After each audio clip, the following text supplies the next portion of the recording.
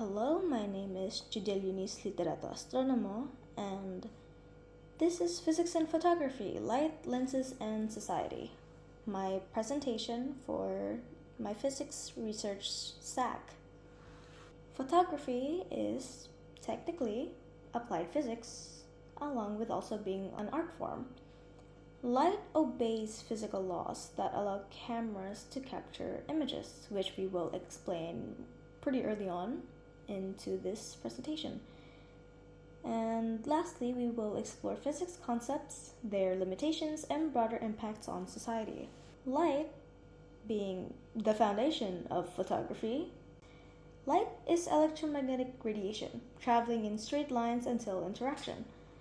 Reflection, absorption, and refraction determine what a camera records. The ray model shows how light reflects and refracts. The ray model cannot explain diffraction and interference. Refraction and lenses. A camera lens bends light to focus it onto the sensor, or in which case we call it refraction. Adjusting curvature or focal length changes focus and depth of field. Aperture and diffraction.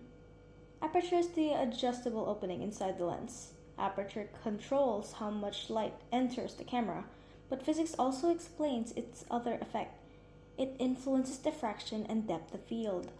A wide aperture, like f2.8, allows more light in, but produces a shallow focus, while a narrow aperture, like f16, lets less light in, but increases sharpness across the whole scene.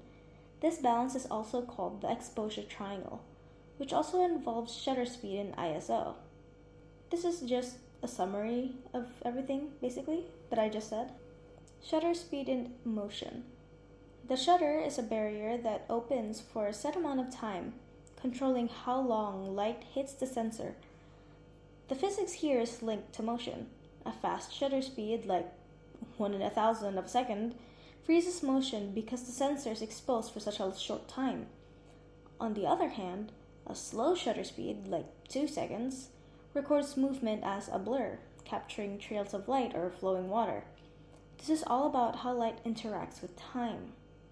Again, this is just another summary. The critical view is motion blur can be unwanted or artistically valuable. Image sensors and the photoelectric effect. Modern cameras use electronic sensors made of semiconductors. When photons of light strike the sensor, they release electrons through the photoelectric effect, which was explained by Albert Einstein. This effect converts light energy into electrical signals, which the camera processes into the image we see on the screen. Without this principle of physics, digital photography wouldn't exist. Again, just another summary. How exactly does that work? Light from an object travels into a sensor in a camera. The sensor has millions of cells on it that we call photocells. Each of these photocells takes one bit of the information about the entire picture. Here, let's do it step by step. 1. Light reflects off of object. Light on object reaches photocell. Electrons are freed. Step 2. If the amount of light that reaches the photocell increases, the number of freed electrons increases. And step 3, number of freed electron measured and changed into code, ones and zeros, becomes visible picture. The number of freed electrons is measured and changed into the digital codes of ones and zeros. This information is shown on your camera screen as an image. But how do we get colorful pictures? Colors based on RGB filters on photocells. Each pixel detects one color. Software interpolates full image. Alternative models. Foveon sensors detect full spectrum at each pixel. The limitation, computational estimation can cause artifacts. Colors in a photographic or camera image are usually based on the 3 primary colors: red, green, blue. Filters of the colors are replaced on different photocells. Some photocells would have green filters on them, some green and some blue. Each pixel or smallest part of an image has only one color filter, so it can only show one color. If we combine all the colors from each pixel, they mix together, and the picture isn't very clear. So how do we get perfectly clear and colorful pictures?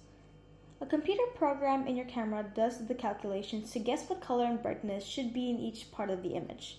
Millions of calculations happen in just a few seconds after you press the button to take a picture. The better the calculations, the better the picture. Sociocultural and ethical impacts. Sociocultural. Photography transforms art, journalism, and social media. Ethical. Image manipulation challenges truth, like AI editing or deepfakes. Legal/political.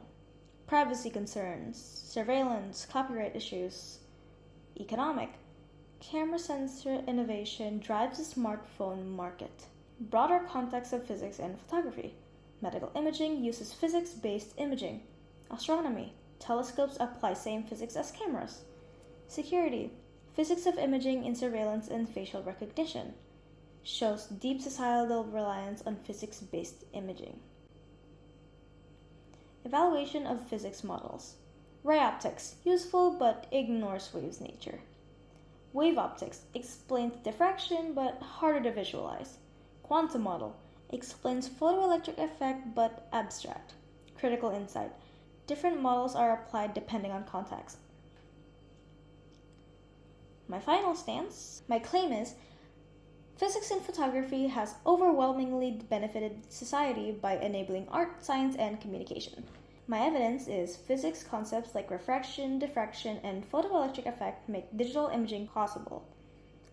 My counterpoint is risks include privacy erosion, deepfakes, and over-reliance on technology.